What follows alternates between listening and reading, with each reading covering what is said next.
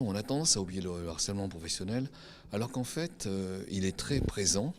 Il y a au moins, dans les statistiques actuelles, 30% de personnes qui considèrent qu'elles ont subi ou elles subissent un harcèlement professionnel. Alors de quoi s'agit-il?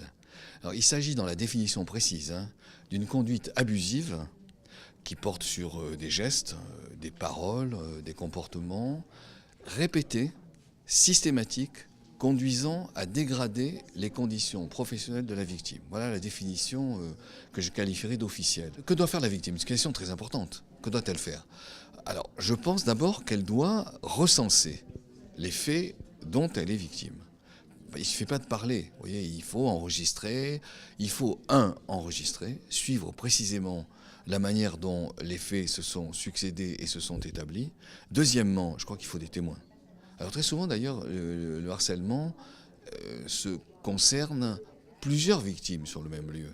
Donc il faut des témoins et il faut des convergences. Ça, c'est deux points, à mon avis, totalement fondamentaux. Et puis, il faut s'adresser aux autorités compétentes.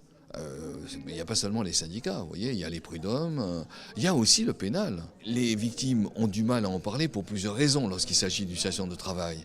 À la fois parce qu'elles peuvent se sentir couvertes plus ou moins de honte, si vous voulez, mais aussi parce qu'elles se sentent menacées dans leur propre situation. Elles peuvent être remerciées, elles peuvent être licenciées, vous voyez. Les raisons du licenciement sont à la fois claires et dans certains cas sont obscures. Donc il y a une peur chez la victime.